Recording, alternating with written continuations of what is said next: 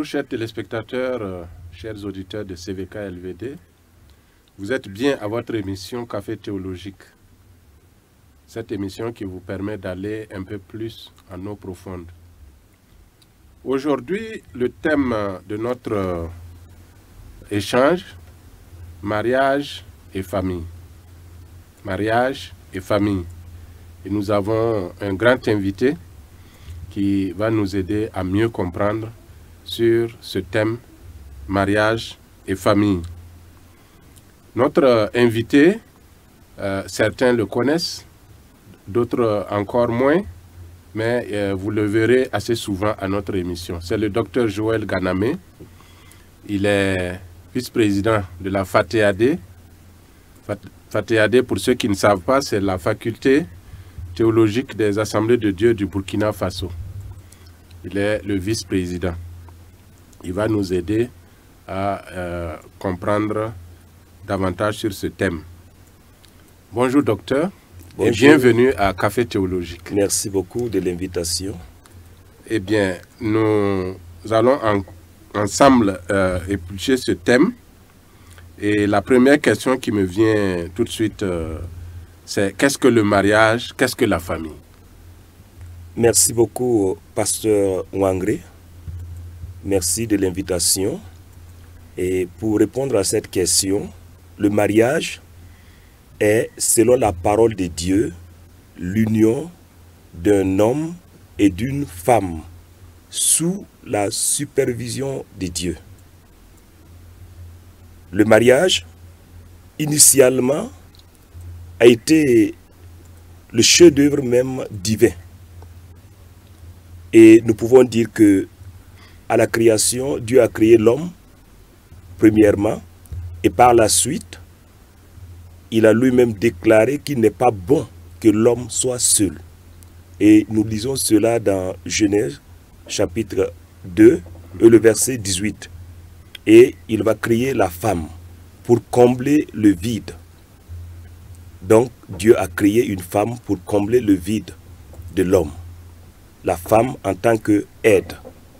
Et cette définition biblique du mariage n'est pas adoptée par bien de personnes qui ne partagent pas l'esprit de la Bible. C'est pour cela qu'aujourd'hui, la définition du mariage même a évolué. Beaucoup conçoivent le mariage comme étant l'union de deux êtres vivants. Et cela laisse planer l'ombre d'une union que la Bible condamne. Et moi, en m'inspirant de la définition biblique du mariage, personnellement, je conçois le mariage comme étant une mission de sauvetage en terre inconnue. Dieu a permis le mariage pour que nous puissions un jour le rencontrer. Donc l'homme a pour mission de sauver sa femme et la femme a pour mission de sauver son mari. Donc c'est une rencontre pour le ciel, en temps normal. Merci docteur pour cette définition du mariage. Mais maintenant, qu'est-ce que la famille? Et se basant toujours sur cette définition du mariage, on peut admettre que la famille, parce qu'il y a plusieurs dimensions quand on parle de famille, il y a la famille nucléaire et la famille élargie. Mais la famille, ici, je me dis que c'est l'union entre l'homme et la femme. C'est la base même de la famille, selon la parole de Dieu. Et Dieu, dans son amour et dans sa fidélité, dans sa souveraineté, il peut accorder au couple des enfants. Et la famille va commencer à grandir. Et la famille peut embrasser également, au-delà des enfants, d'autres personnes. Merci docteur pour votre éclairage. Nous comprenons déjà que le mariage, c'est l'union entre deux personnes de sexe différent. La famille, une fois que les deux sont unis, on a affaire à une famille qui peut être élargie. Et nous vous remercions pour ce détail important. Quand on parle de fondement biblique de la famille, qu'est-ce que vous pouvez nous donner comme éclairage? Pourquoi faut-il se marier? Ok, merci beaucoup. C'est comme je le disais à l'entame, Dieu le Créateur s'est rendu compte qu'il n'est pas bon que l'homme soit seul. Donc déjà, nous voyons le fondement du mariage. Il n'est pas bon que l'homme soit seul. En cela, il va créer la femme pour qu'elle soit l'aide, une aide pour l'homme. Et avec cette union ou cette création plutôt, et la femme est donc appelée à s'accorder émotionnellement, physiquement et spirituellement avec l'homme. Et en cela, nous voyons une famille solide, une famille bâtie sur la parole de Dieu. Le fondement biblique, donc, c'est que Dieu a estimé qu'il n'était pas bon que l'homme soit seul. Oui. Et dans homme, on voit un grand H, homme ou femme. Et Dieu a institué le mariage. Est-il obligatoire pour un chrétien de se marier? Puisque c'est Dieu qui l'a institué. Et il a dit qu'il n'est pas bon que l'homme soit seul. Est-ce que c'est obligatoire pour un chrétien de se marier? Merci beaucoup, pasteur. Selon mon entendement, et en lisant attentivement la parole de Dieu, il est bien vrai que Dieu a dit qu'il n'est pas bon que l'homme soit seul. Mais pour moi, le mariage n'est pas une obligation, ce n'est pas une imposition. Il ne revient pas à tout homme d'emblée de contracter un mariage. Le mariage, selon mon entendement et selon mes découvertes, le mariage est un acte responsable. Donc, si tu n'es pas responsable, tu ne dois pas te précipiter dans les liens du mariage. Le mariage est un acte de foi. Le mariage, en un mot, selon moi, est une vocation. Et celui qui n'a pas cette vocation va s'aventurer sur un terrain glissant. Et bonjour les dégâts. Voilà qui est bien dit. Ne nous marions pas au hasard ou parce que ça nous chante. Mais c'est une responsabilité, c'est une grande responsabilité. Et c'est Dieu qui accompagne le mariage pour qu'il soit à la gloire de Dieu. Comment et quand est-ce qu'il faut se marier? Comment et quand? Merci beaucoup. La manière diffère d'une communauté à une autre. Ça diffère également des ethnies. Mais si nous allons rester dans la logique de la parole de Dieu, on doit se marier selon les instructions bibliques. La façon de se marier est déjà dictée dans la parole de Dieu. Se marier suivant la parole de Dieu. Quelqu'un va me poser la question, qu'est-ce qui a été dit selon cette manière? Vous voyez, au temps d'Abraham, quand Abraham voulait une femme pour Isaac, il y avait une démarche donnée. Et les choses évoluent. Mais l'idée, c'est de rester dans la logique de la parole de Dieu et ne pas se livrer aux compromissions pendant, voilà, cet événement. Et aussi, concernant la date, quand il faut se marier, le temps, la Bible nous dit que chaque chose a son temps. Et les futurs mariés, accompagnés par leurs parents, doivent ensemble étudier et discerner le temps favorable pour la réalisation de ces rêves-là. On ne se marie pas n'importe quand. Il faut étudier les conditions. Et s'il y a une église qui abrite, voilà, les futurs mariés, alors les futurs mariés doivent, de concert avec l'église, trouver la date propice. Est-ce qu'il n'y a pas une coïncidence avec un événement majeur qui va drainer les foules au détriment de cette cérémonie, ainsi de suite? Est-ce que dans notre désire de nous marier, il y a une question de préparation. Est-ce qu'il faut être prêt pour le mariage avant d'y entrer? Est-ce qu'il y a des conditions particulières? Je parle de l'âge, je parle de la responsabilité sociale. Est-ce que si je n'ai pas un emploi, je peux me marier? Est-ce que je peux me marier à n'importe quel âge? Si j'ai 16 ans, j'ai envie de me marier, est-ce que je peux me marier? Si j'ai 30 ans et puis je veux me marier, est-ce que je peux me marier? Voilà un peu quelques éclaircissements sur cette question. Ok, merci beaucoup, pasteur. Concernant l'âge, chaque pays a ses lois qui régissent même le mariage. Et ces lois vont définir l'âge imparti à la fille et l'âge imparti au garçon. En cela, ça ne s'ouvre pas de débat. Mais il faudrait que les deux soient matures. Matures à tous égards. Que ce soit sur le plan spirituel, que ce soit sur le plan physique. Et au-delà de l'âge, il y a également des conditions en réalité. On ne se marie pas parce qu'on a l'âge de se marier aussi. Je disais tantôt que le mariage est un acte responsable. On peut se marier parce qu'on est physiquement mature, mais si les moyens nous font défaut, que faut-il faire? Après le mariage, qu'est-ce qui va vous rester en réalité sous la main? Il y a des gens qui contractent des prêts pour se marier.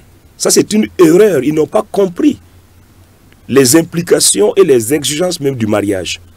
On se marie selon ses moyens. Et on ne peut pas se lever oisif parce qu'on est mature physiquement et contracter le mariage suivant certaines règles ou bien l'accompagnement de la famille. Le papa a les moyens ou bien un membre de la famille est bien nanti et on te pousse dans le mariage. Le mariage est un acte responsable. Donc il faudrait que l'homme qui a à l'esprit de se marier mène une activité lucrative.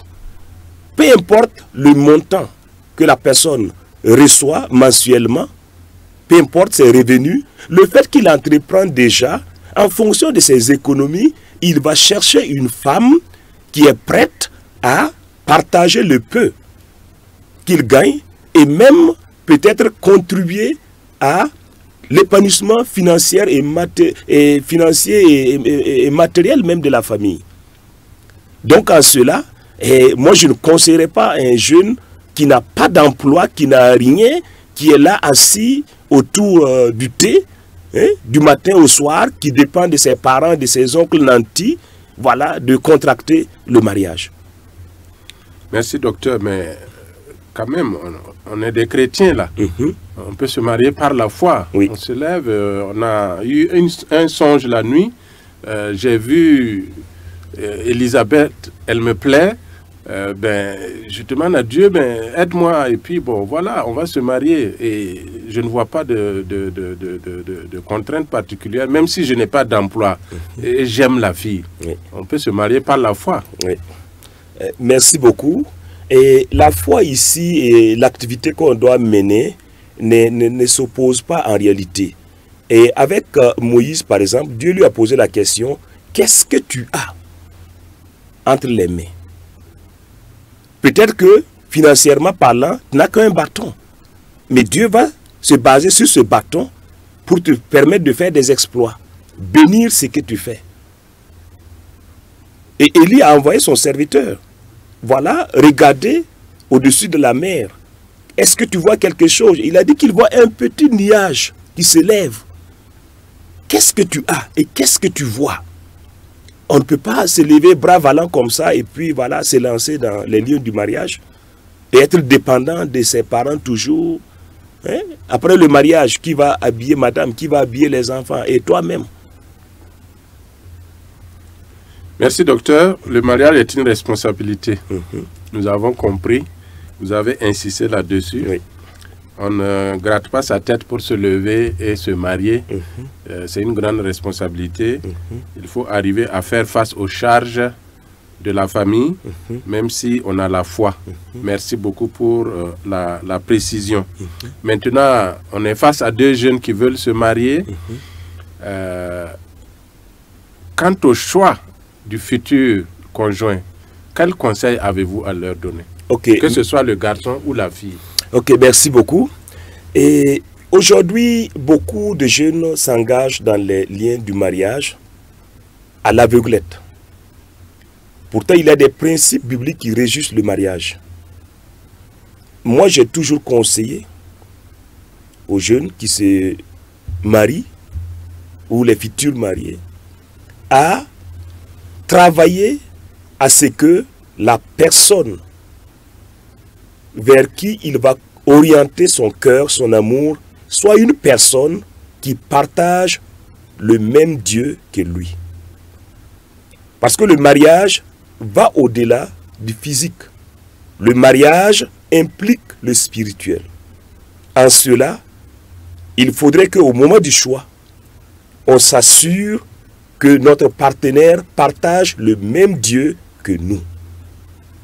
En cela, après le mariage, il n'y aura pas de conflit spirituel dans le foyer. Et les deux peuvent ensemble prier, peuvent ensemble communier spirituellement, et leur union va au-delà du physique. Ça, c'est la première des choses, partager le même Dieu. Deuxièmement, il faudrait mettre la prière et faire de la prière vos priorités. Un couple qui ne sait pas prier, il y a quelque chose qui fait défaut. Et on n'attend pas le jour de la battue pour chercher un chien. On doit préparer cela dans la prière. Et il y a également un autre aspect. Et la parole de Dieu nous dit que l'amour bannit la crainte. Quand quelqu'un vient vers toi, et déjà tu as la peur de rencontrer cette personne, il y a quelque chose qui ne va pas. On doit avoir la paix du cœur. On doit aimer réellement la personne. On ne doit pas bâtir son choix sur les seuls conseils des parents. Il faut être convaincu que cette orientation vient de Dieu également. Vous voyez? Également, au moment du choix, il faudrait voir, s'assurer, est-ce que la personne que j'ai en face de moi, je suis capable de la rendre heureuse après le mariage? L'égoïsme ne marche pas dans la vie du couple. Est-ce que je suis capable de rendre heureux, avec l'aide de Dieu, cette personne-là? Voilà, en quelques mots, voilà ce qui doit guider notre choix. Merci, docteur. Quelqu'un a dit que le mariage ne rend pas heureux, il rend plus heureux. Donc, si au départ vous n'étiez pas heureux et vous croyez que dans le mariage vous allez être heureux, vous vous trompez, parce que c'est dans le mariage qu'il faut être plus heureux ou plus malheureux. Donc, préparons pour que ça ne soit pas malheureux. Et vous avez aussi soulevé cette question fondamentale. Quant au choix du futur conjoint, vous parlez de partager le même Dieu. Mais, docteur, nous sommes quand même dans un monde interplanétaire, c'est un village planétaire. On nous recommande l'interculturalité, la cohésion sociale, la tolérance mutuelle. Et vous nous parlez de partager. Est-ce que je ne peux pas me marier avec un croyant d'une autre religion, pourvu qu'il croit en Dieu? Ok, merci beaucoup. Et quand nous lisons la Bible, et le tout premier commandement dit ceci: tu n'auras pas un autre Dieu en face, à ma face, devant ma face. Et ça veut dire beaucoup de choses. Épouser quelqu'un qui ne partage pas le même Dieu que toi va attirer d'une manière ou d'une autre une tension spirituelle qui va se répandre sur votre relation même physique. Dans la parole de Dieu, nous voyons des exemples. Akab s'est aventuré sur ça, ce terrain glissant. Et vous connaissez la fin de sa vie. Ouais. Et non seulement Akab, il y a eu aussi Salomon. Ouais. Et bien d'autres personnes. Le mariage est avant tout un acte spirituel aussi. Donc, je me dis qu'il faut faire beaucoup attention pendant le choix. Quel doit être le rôle de l'Église dans le mariage? Quel doit être le rôle des familles, des futurs mariés même? On parle de mariage souvent, mais le rôle de chacun, c'est quoi? L'Église, les futurs mariés et puis les parents. Qu'est-ce qu'ils doivent faire pour que le mariage réussisse? Ok, merci beaucoup. Selon moi, l'Église doit jouer son rôle de famille en encadrant, en accompagnant les jeunes mariés. Et bien avant cela, l'Église doit mettre en place des comités qui gèrent les questions de fiançailles et l'accompagnement des jeunes vers le mariage. L'Église doit également trouver des cadres de formation, d'enseignement pour permettre à ces familles, ces jeunes familles, les vieilles familles plutôt, à s'enraciner dans la foi et à être des foyers bâtis pour la tempête. Concernant les familles, les parents doivent essentiellement aider les jeunes à réussir leur mariage. Tout acte ou tout comportement qui entraverait la bonne marche de ce foyer doit être écarté. Les actions néfastes, les mauvais conseils, on doit nous épargner de ces choses-là et permettre à ce jeune couple ou à ces couples à rester ancrés dans la parole de Dieu, à rester solides et à rester fermes. Est-ce que, docteur, vous pensez qu'aujourd'hui, l'Église joue véritablement son rôle dans l'accompagnement des jeunes au mariage? Votre analyse de la situation. Ok, merci beaucoup. J'ai eu le temps de côtoyer bien de jeunes et il y a un problème qui est récurrent. Les jeunes se sentent délaissés, abandonnés. Je me rappelle, lors d'un enseignement, les jeunes me m'ont demandé, est-ce que je ne peux pas être la personne qui va porter haut leur voix et transmettre même aux responsables de l'Église nationale leur doléance. La jeunesse se sent abandonnée, livrée à elle-même, à telle enseigne que beaucoup aujourd'hui, ils n'ont plus de repères. Et même pour se marier, on regarde sur TikTok ou bien sur YouTube des mariages et on s'inspire, au lieu de s'inspirer de la Bible, on s'inspire de YouTube par exemple. Et même à l'occasion des mariages, remarquez aujourd'hui, la plupart des chansons, ce sont des chansons qui ont d'autres sources d'inspiration que la Bible, surtout lors des réceptions, les pas d'entrée, ainsi de suite. Donc il y a quelque chose qui ne va pas. Et ces jeunes, je crois que cette jeunesse est une victime innocente. Et l'Église garde un silence coupable. Certains responsables sont indifférents. On attend le jour du mariage. Quant à l'organisation, on ne s'implique pas. Il n'y a pas un comité pour suivre de près ces jeunes. Donner des enseignements pour préparer ces derniers à faire face aux réalités du foyer. Ils sont presque livrés à eux-mêmes. Je sais qu'il y a des églises qui font l'effort, voilà, qui se démarquent de ces choses-là. Mais la majorité aujourd'hui doit revoir, voilà, cet aspect des choses et redonner à la jeunesse vraiment leur place dans l'église en les accompagnant vers le mariage. Merci, docteur. Un cri de cœur à l'endroit de nos responsables ecclésiastiques. S'il vous plaît, préparez nos jeunes au mariage. Ne les laissez pas rentrer dedans avant de constater les dégâts. Préparons nos jeunes au mariage. Maintenant, quel conseil pouvez-vous donner à un couple qui veut se marier quant au choix de son régime matrimonial? Monogamie, bien commun, monogamie, bien séparée, polygamie, bien séparée. Bon, voilà, quel conseil pouvez-vous donner? Ok, déjà, l'idée de la polygamie, on va écarter ça d'emblée parce que ça ne convient pas, voilà, aux prescriptions divines. Oui, Et je vais m'expliquer si voilà, j'ai l'opportunité. Peut-être quelqu'un va parler de Salomon ou bien d'autres personnes, de David, ainsi de suite. Mais Jésus a dit, au départ, il n'était pas ainsi. Dieu a créé l'homme et la femme. Maintenant, concernant le régime matrimonial, et l'idéal voudrait que ce soit le régime matrimonial bien commun. Je connais des régions, des églises, tant que tu fais un autre choix, l'église ne t'accompagne pas. D'emblée, il y a une rupture. Et on te qualifie de non-chrétien, d'immature, de charnel, ainsi de suite.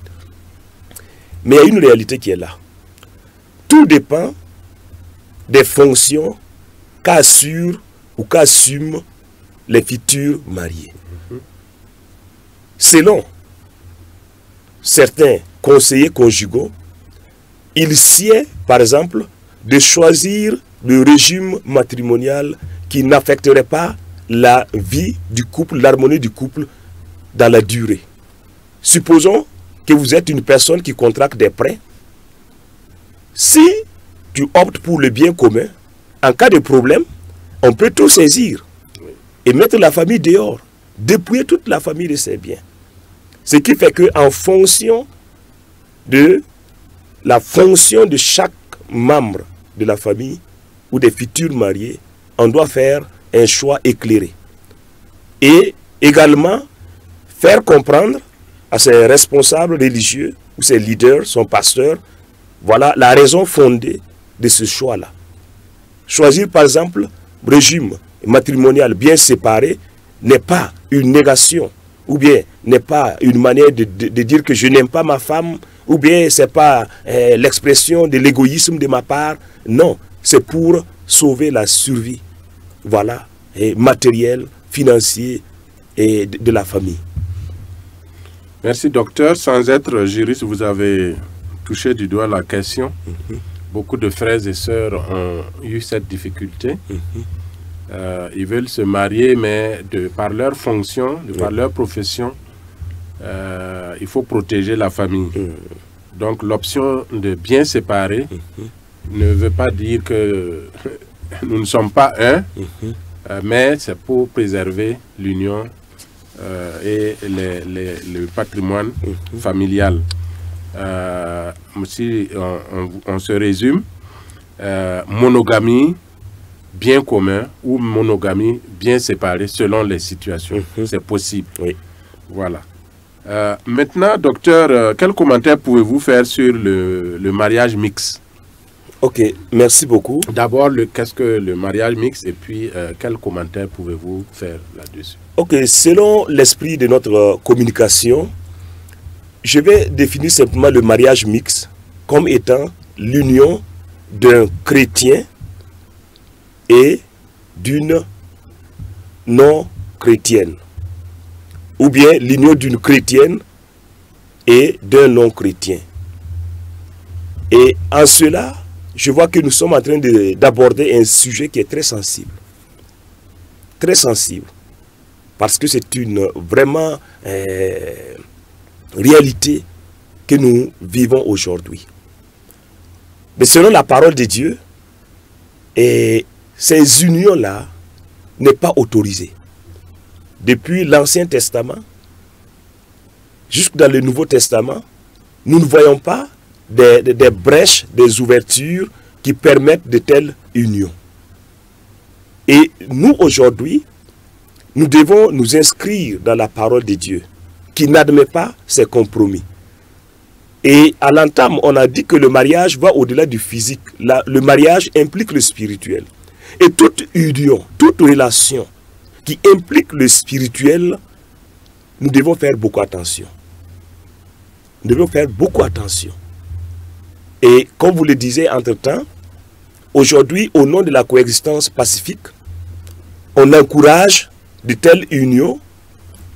Et il y a une association, même qu'on appelle l'Union fraternelle des croyants, qui encourage de telles unions dans l'idée de faire de la religion, voilà, une source de paix, de rapprochement entre les communautés et écarter l'idée que la religion est source de malheur pour l'homme.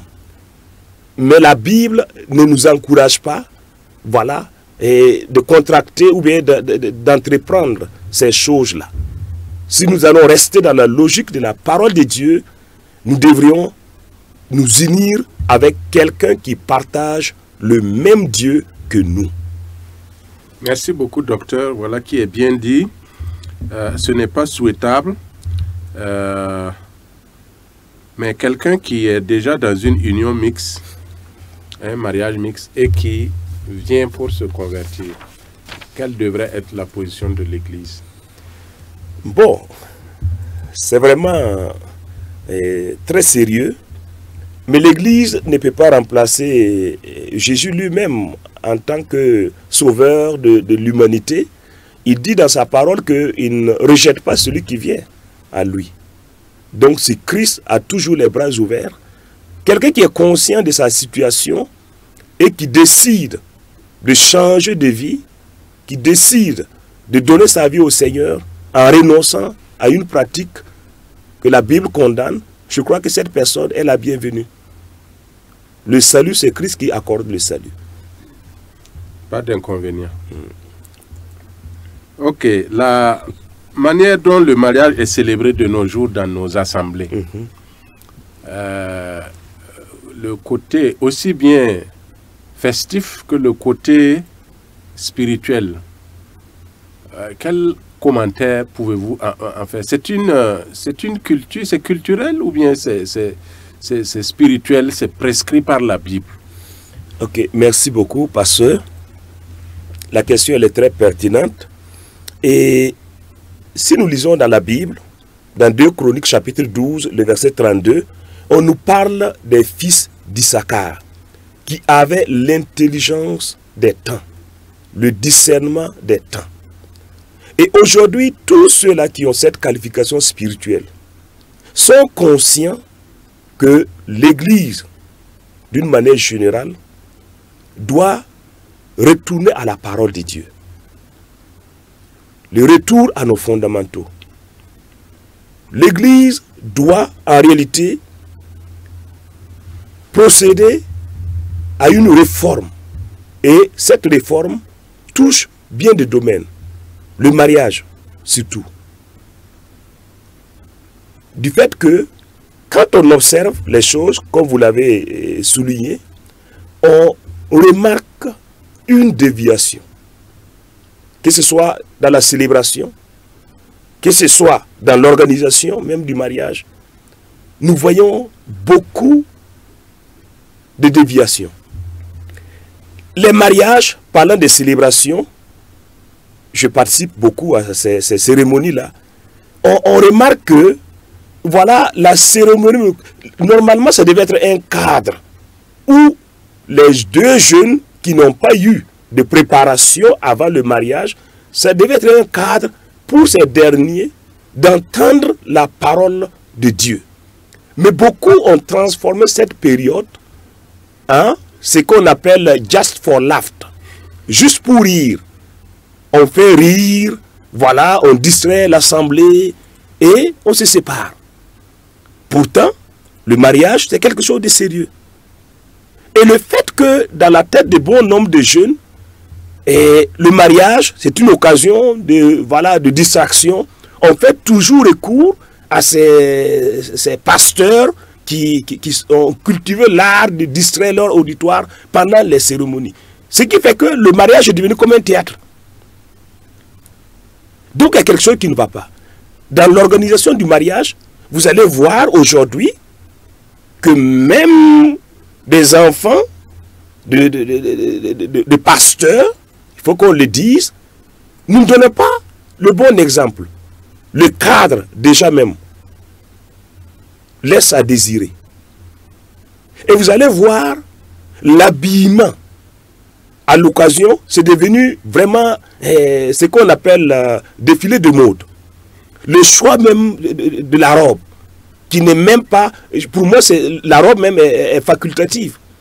La veste noire, ou bien voilà, la robe blanche, Tout ça, c'est des choses culturelles. Pour moi, c'est facultatif.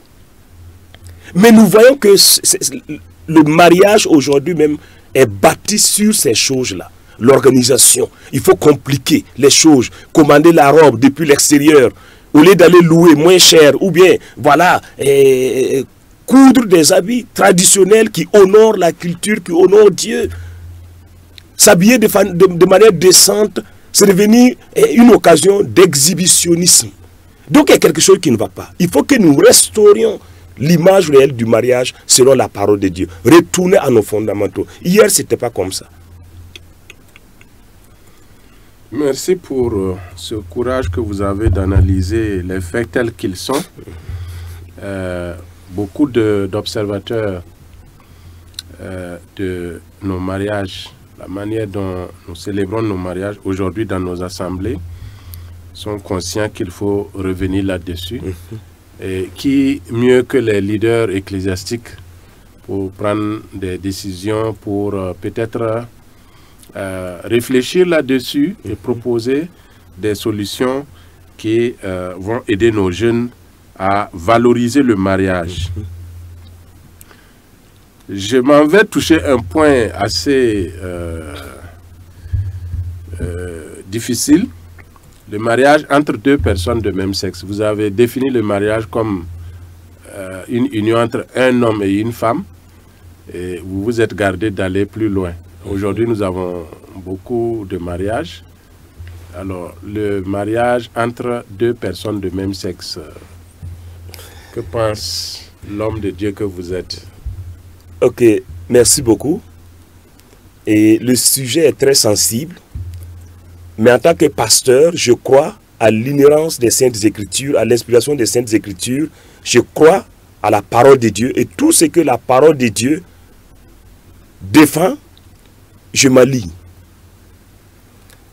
Concernant le mariage entre deux personnes de même sexe, la Bible est catégorique. C'est une abomination. C'est une pratique contre nature. Et en cela, pour moi, ce n'est pas une relation juste. L'homme peut se permettre, voilà, user de son libre arbitre, faire de ce qu'il veut, mais qu'on n'oblige pas quelqu'un, par exemple, qui croit à quelque chose, par exemple, qui croit en Dieu et en sa parole, d'admettre ou bien d'épouser cette philosophie. Ceux-là qui croient que cette union est légitime et légale peuvent s'embourber, mais en tant qu'enfants de Dieu, nous devons rester bibliques selon la parole de Dieu, ce que la parole de Dieu déclare. Si nous lisons, et par exemple dans la parole de Dieu, dans Lévitique, chapitre 18, le verset 22, il est écrit « Tu ne te coucheras point avec un homme comme on couche avec une femme. » C'est une abomination. Merci docteur pour cette précision. L'homosexualité, nous n'avons pas de haine contre les homosexuels, mais l'homosexualité en tant que phénomène social est une abomination, nous dit la parole de Dieu. Et c'est ce que le docteur vient de nous préciser. Maintenant, docteur, un commentaire sur la polygamie ou aussi la polyandrie. Ok, merci beaucoup. Quand on parle de polygamie, il y a poly qui est plusieurs et gamie, et là maintenant on entre dans le domaine du nombre de partenaires. Donc le vocable ou le mot polygamie est un mot englobant. À l'intérieur de la polygamie, on peut parler de polygynie, on peut parler de polyandrie. Polygynie, c'est le fait d'épouser plusieurs femmes. Et polyandrie, c'est le fait d'épouser plusieurs hommes. Et là, le nombre n'est pas défini. Et quand on définit le nombre, par exemple, ces deux personnes, on parle de bigamie. Donc, la polygamie selon ma compréhension de la parole de Dieu, ne convient pas à la déclaration ou à la définition primitive du mariage. C'est l'endurcissement des cœurs qui a conduit l'humanité dans cette logique. Et aujourd'hui, on doit écarter ces choses-là parce que nous connaissons la vérité. Et nous devons retourner à la parole de Dieu, faire ce qui convient de faire. Pas de polygamie, pas de polyandrie. Nous voyons de nos jours certaines obédiences qui nous conduisent, qui nous proposent cette forme de mariage. Et voilà qui est bien dit pour nous évangéliques. Polyandrie, polygamie, etc. C'est proscrit. Merci pour cette précision. Quelle doit être l'attitude de l'Église envers un polygame qui veut se convertir au christianisme? Il vient avec ses 2 ou 3 femmes et il dit qu'il veut se convertir. Il veut se convertir à toute sa famille. Alors, comment on le gère? Oui, je le disais tantôt que l'Église doit adopter la posture de Jésus. Parlant de l'Église, je parle des chrétiens. On ne peut pas refuser le salut à quelqu'un qui vient vers Jésus. Et comme Jésus lui-même a dit, dans Jean chapitre 6, le verset 37, « Tous ceux que le Père me donne viendront à moi, et je ne mettrai pas dehors celui qui vient à moi. » Donc l'Église doit accueillir ces personnes-là. Mais une fois qu'on est chrétien, on ne peut pas se dire que voilà, un tel s'est converti avec peut-être 3 femmes, 4 femmes ou 5 femmes. Moi aussi, je vais m'en inspirer et aller épouser autant de femmes. Toi, tu connais déjà la vérité. L'autre n'était pas éclairé, il a fait les choses dans l'ignorance et maintenant il est éclairé, il donne sa vie au Seigneur, on l'accepte. Nous avons vu à travers l'histoire de l'Église évangélique au Burkina Faso que les premiers missionnaires préconisaient comme solution à ce problème l'abandon, enfin, le choix d'une seule épouse et l'abandon des autres. Autrement dit, on vous conseillait de répudier les autres épouses et n'en conserver qu'une seule. Est-ce que nous pouvons continuer avec cette théologie-là? Bon, en tout cas, c'est un sujet très sensible et on se convertit pour être heureux. Et Dieu merci, cette personne qui n'était pas conscient au moment des faits que l'action était interdite, a entendu la bonne nouvelle et décide de venir à l'église avec toute cette communauté. Demander à ces derniers, par exemple, de se séparer de ce grand groupe et de faire le choix, un seul choix, ça va jouer beaucoup même sur sa compréhension de la foi. Moi, je me dis que cette personne, on doit l'accepter avec ses femmes et essayer de l'encadrer. Maintenant, en fonction des rôles et des fonctions qu'on donne à l'Église, là, c'est une affaire interne. Cette gestion, est interne. On ne sait pas, est-ce qu'il sied de responsabiliser, donner de grandes responsabilités à ces derniers, ou bien on va fixer des limites. Là, c'est une organisation interne. Mais quant au salut de ce dernier avec ses 4 femmes ou 5 femmes, ce n'est pas à nous de décider. Jésus a dit qu'il ne rejette pas celui qui vient à lui. Merci pour votre réponse, docteur. Nous allons maintenant aller plus loin pour visiter nos frères et sœurs qui sont âgés. Là, très avancés en âge, surtout nos sœurs, et qui n'arrivent pas à se marier. Qu'est-ce que l'Église propose à cette couche sociale, à cette catégorie de frères et sœurs? Merci beaucoup. Effectivement, c'est un constat.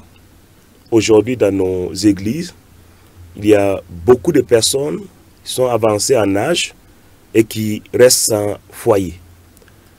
Pour moi, l'Église doit rester biblique. en adoptant une posture qui va l'amener à éviter la stigmatisation. Ne pas condamner ces derniers. Vous savez, nous sommes en Afrique. Une personne qui n'est pas mariée est mal vue. Il y a certaines responsabilités qu'on ne peut même pas confier à cette dernière-là. Donc, ce que l'Église doit faire, c'est de communiquer avec ces personnes pour comprendre la raison. Il y a des gens qui ont un problème. Ils ont un problème, peut-être un problème physique. Comprenez de quoi je vais parler. Alors, une démarche éclairée va amener le responsable religieux à comprendre ce qui est à la base de ce retard-là. Mais ne poussons pas les gens de force vers le mariage. On m'a raconté l'histoire d'un monsieur qui a traîné avant de se marier et à force d'acculer ce dernier, il a décidé de se marier. Et le lendemain de son mariage, c'était un dimanche, on a vu le monsieur accroché à un arbre, suspendu à une corde. Il s'est pendu. Mais pourquoi précipiter les gens dans la gueule du lion? Il faut communiquer avec ces personnes, éviter de les stigmatiser, éviter de les condamner et procéder à la communication. Il faut encadrer toutes les couches sociales. Nous lançons un appel aux responsables ecclésiastiques pour qu'un regard favorable soit dédié à ces frères et sœurs avancés en âge qui veulent se marier, mais qui n'arrivent pas à se marier, pour avoir un accompagnement qui sied. Ne les laissons pas dans leur situation, ne les acculons pas comme le docteur l'a dit, mais ayons un regard bienveillant. Docteur, vous vivez avec votre conjoint ou conjointe. Un jour, il se décide ou elle se décide à vous quitter. Vous êtes mariés tous les deux chrétiens, et un jour, bon, pour n'importe quelle raison, il ou elle décide de vous quitter. Bon, quelle peut être votre attitude? Qu'est-ce qu'il faut faire? Ok, merci beaucoup. Et c'est vraiment une dure épreuve. Voilà pourquoi je disais dès le début, le mariage est un acte responsable, le mariage est une vocation. On rentre dans les liens du mariage étant bien éclairé. Et il faut être spirituellement mature avant de s'engager même dans les lieux du mariage. Il y a un vent violent qui souffle sur les foyers chrétiens et non chrétiens. Et s'il arrivait qu'un jour, cela se produisait dans un couple, moi je vais demander à l'homme ou à la femme, ça peut être l'homme qui décide de partir aussi. On en a vu, de rester biblique. Rester biblique, c'est-à-dire ne pas engager des actions néfastes qui vont se retourner contre soi-même. Rester positif et mettre cela en prière. Vous savez, c'est en cela que nous comprenons l'importance du mariage ou la portée même du mariage. Aujourd'hui, on entend dire, ou même sur des cartes d'invitation, qu'on va célébrer le mariage à la mairie et suivi de la bénédiction nuptiale à l'église. Dans l'imaginaire des bons nombres de jeunes, on ne se marie pas à l'église. On bénit seulement. Mais qu'est-ce que le mariage sans la bénédiction? En cas de difficultés majeures, comme vous venez de le souligner, nous devrions nous tourner vers celui-là que nous croyons être au centre de notre union. Si c'est réellement Dieu qui a célébré votre mariage, et les autres, ce sont des formalités administratives ou traditionnelles, si c'est réellement Dieu qui a célébré votre mariage, s'il était l'invité d'honneur, on doit se tourner les regards vers Dieu, qui ne va pas manquer de solution. C'est un problème spirituel même. Et je crois que Dieu va disposer des hommes et des femmes spirituels pour raisonner encadrer ce couple-là et amener la personne qui a pris cette mauvaise décision à revenir à la parole de Dieu. Un sujet passionnant, mariage et famille, c'était notre thème aujourd'hui. Nous n'avons pas épuisé ce thème, ça c'est évident. Oui. Nous n'avons pas l'ambition à Café Théologique d'épuiser les thèmes que nous traitons. Nous voulons plutôt lever le lièvre pour qu'ensemble nous puissions l'abattre. Oui. Je vous invite à la réflexion. Faites-nous des propositions. Nous allons toujours continuer avec vous à réfléchir sur des thématiques de ce genre. Docteur, nous sommes à la fin de notre émission. Votre dernier mot. Ok, merci beaucoup, pasteur.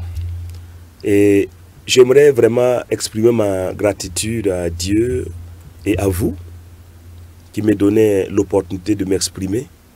Et remercier également à l'équipe technique et prier pour que Dieu bénisse ce cadre d'expression. Que le Seigneur vous bénisse. Amen.